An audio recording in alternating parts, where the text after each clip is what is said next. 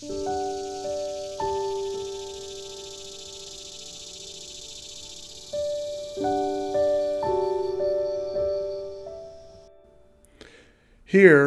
we will build on the foundation we have laid, setting the scene, introducing the characters, and hinting at the Book of Mormon's value. In this session, we will begin to specify the book's core messages meant for you.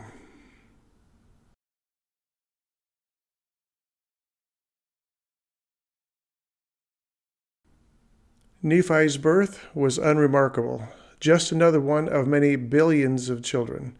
Even more, he was an obscure infant, thrust into obscure times in an obscure nation. But this unknown child built a boat, crossed an ocean, founded a sprawling civilization, viewed our future, and wrote works that reach into our hearts today.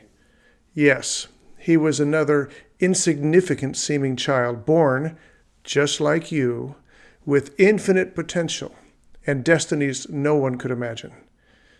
Given what this unknown child accomplished, and standing him up alongside the same unknown potential of billions of children like him, his birth, just like the birth of every human being, is significant. Not just significant, but extraordinary. Who knows what that infant you hold in your arms can do? Who knows what you, together, can do? In this way, birth is a great leveler. Whether you are born healthy or sick, rich or poor, with 22 siblings or none, each of us was born with some unknowable, infinite potential.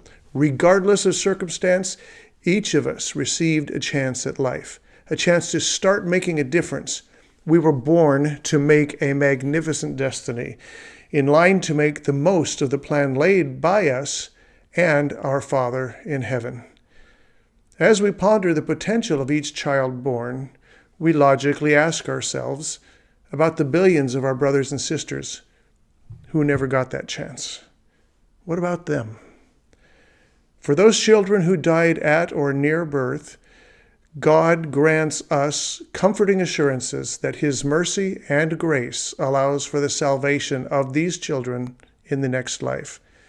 However, for those billions of children whose lives were taken by society, there are consequences. In horrifying ways, the fundamental concept of granting life is under fire as it has never been before. Today, many in our society debate if we should have children at all. Some nations place quotas on the number of children you can have. Leaders and media outlets cry against having children at all, saying we must conserve resources to save the planet. As ill-informed and short-sighted as this is, the saddest part is that one of the major motivators for this push is the desire to make available more leisure time to the generation with the most leisure time in history. Many say that refusing to bring children into the world has no negative consequence, or if any consequence comes, it can be avoided.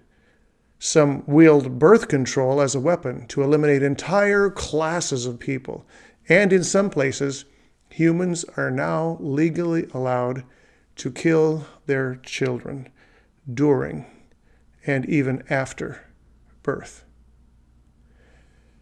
At the dawn of human history, God affirmed the sanctity of life and commanded His children to multiply and replenish the earth, which commandment remains in force. Given the level of resistance to those values today, how should we respond? One way is to adopt a wider perspective, rising above our molehills, as it were, to see the broader universe.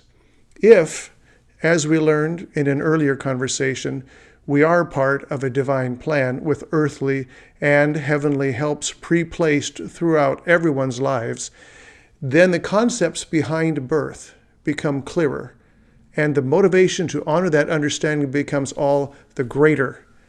This life is prearranged and pre-prepared school for the children of God, with all the resources and helps we need in place. Every human being sent to earth has God-given potential to help us get through that school. Every aborted birth robs us of that potential. At the same time, we should reassess our morality. An eternal perspective clarifies the value and proper nature of any relationship between men and women.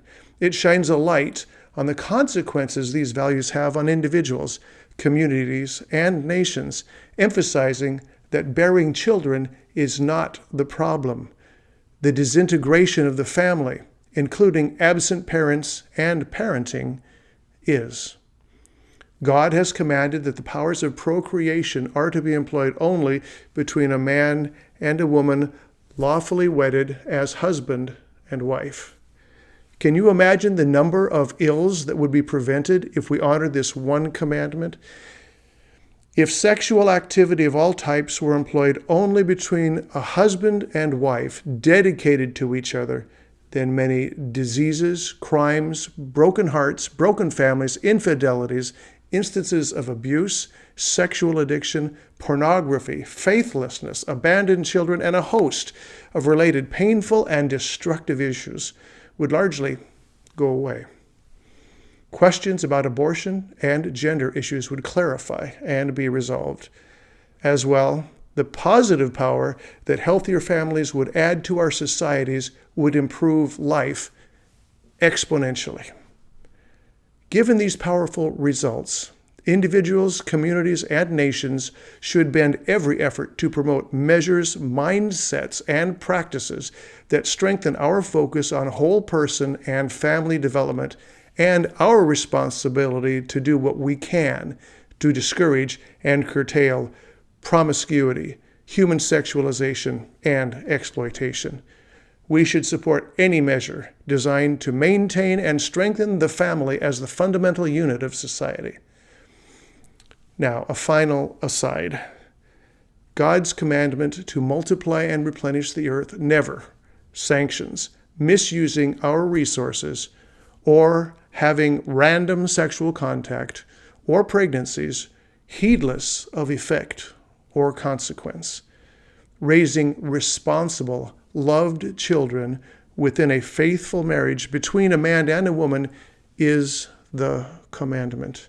Caring for your partner is crucial to that love. Improving our understanding of birth's purposes, processes, and consequences affects nearly all of life's choices and would transform our world for the good. Give life a chance. You never know what future you will birth. Next, a bit about the role of parents.